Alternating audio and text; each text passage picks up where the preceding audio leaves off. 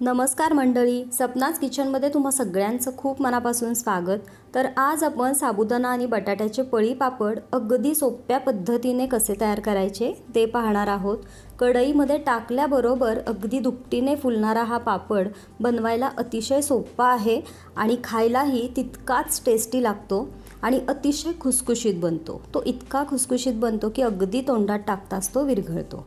या पापड बनवण्याच्या अनेक वेगवेगळ्या पद्धती आहेत, पण यामध्ये विना झंझट आणि विना जास्त पसारा होता अगदी सोप्या पद्धतीने हे आपण बनवणार आहोत। तर बऱ्यापैकी इथे मी पापड तळून घेतलेले आहेत। बघू शकता हे किती खुसखुशीत झालेले आहेत। चला तर मग जास्त वेळ न घेता आपण लगेच रेसिपीला सुरुवात करूया। तर बघा, आपण आज 200 ग्रॅम साबुदाण्याचे पापड बनवणार आहोत।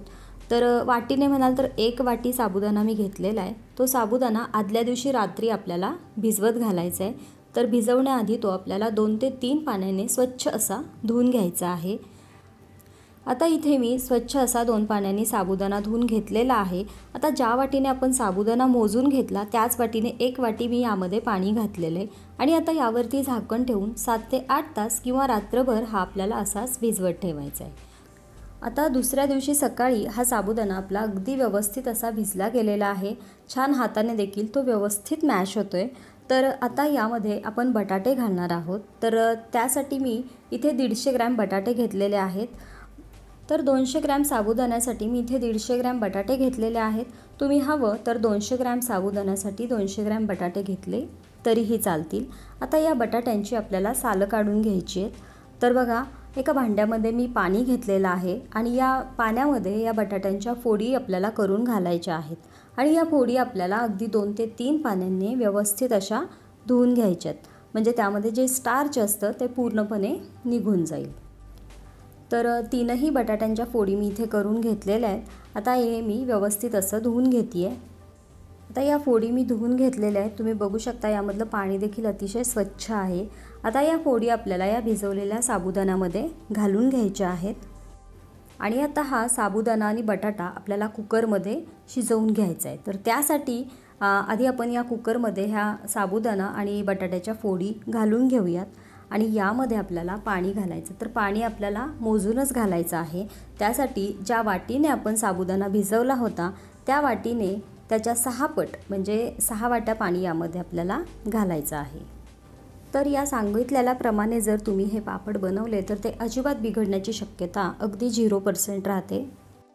त्यामुळे सगळ्या वस्तू आपल्याला व्यवस्थित मोजूनच घ्यायच्या आहेत। तर बघा, कुकरमध्ये मी 6 वाट्या पाणी घेतलेलं आहे। त्याला एकदा व्यवस्थित मिसळून घेऊयात आणि आता यामध्ये आपण चवीपुरतं मीठ घालायचं आहे। तर साधारणतः 1 चमचा मीठ मी घातलेला आहे। तर मीठ आपल्याला बेताचंच वापरायचं आहे, कारण पापड वाळल्यानंतर ते खारट लागू शकतात। तर आता आपल्याला या कुकरला झाकण लावायचं आहे आणि या कुकरच्या आता आपल्याला 2 शिट्ट्या करून घ्यायच्या आहेत। तर आता हा कुकर मी गॅसवरती ठेवलेला आहे।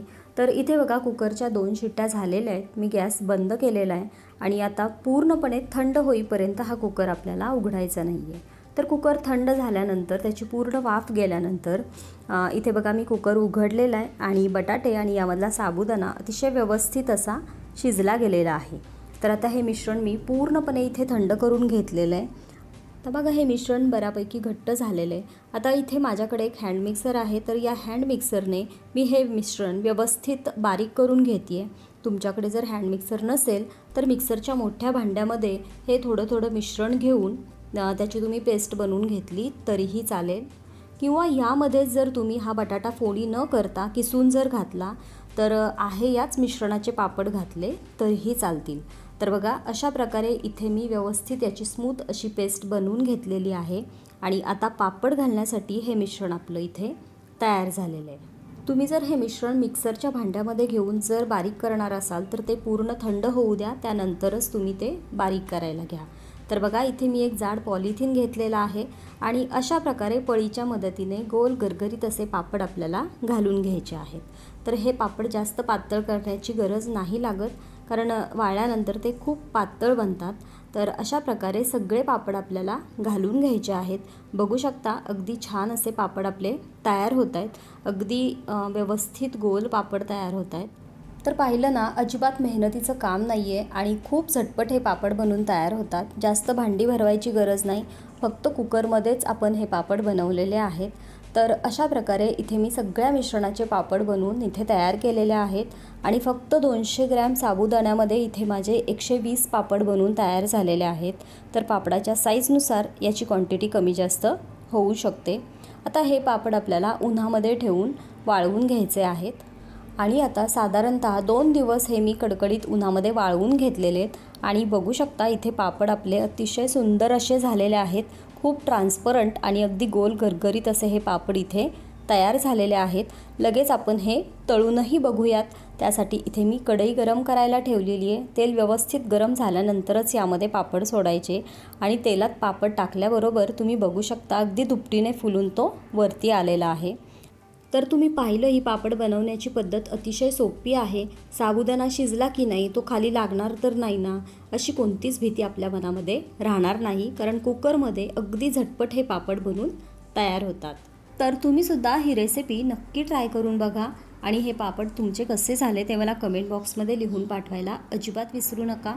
तर अशाच प्रकारे इथे मी काही पापड इथे तळून घेतलेले आहेत. तर तुम्ही बघू शकता पापड आपले अतिशय मस्त झालेले आहेत. कच्च्या शेंगदाण्यासोबत तर हे पापड अतिशय सुरेख लागतात. तर बघा हे किती खुसखुशीत झालेले आहेत. तर आशा करते की हा व्हिडिओ तुम्हाला नक्कीच आवडला असेल तर व्हिडिओला लाईक करा आणि तुम्हाला जर हा व्हिडिओ उपयुक्त वाटत असेल तर तुमच्या फ्रेंड्ससोबत किंवा तुमच्या रिलेटिव्हसोबत तो नक्की शेअर करा आणि अशा छान छान रेसिपी पाहण्यासाठी सपनाज किचनला सबस्क्राईब करायला अजिबात विसरू नका. भेटूयात अशाच एका छानशा रेसिपीसोबत. तोपर्यंत धन्यवाद.